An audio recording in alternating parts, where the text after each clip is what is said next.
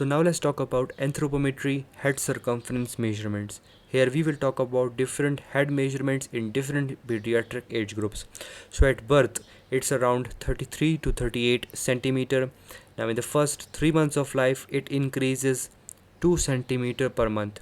Now in the next 3 months it will increase 1 centimeter per month. Now in the next 6 months it will increase about 0.5 centimeter per month. Now let's look at different age groups and how much it increases in them.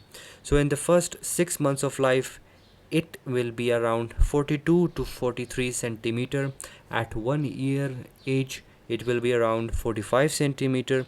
At 2 age of life it will be around 46 to 47 centimeter. It increases almost around 1 centimeter per year.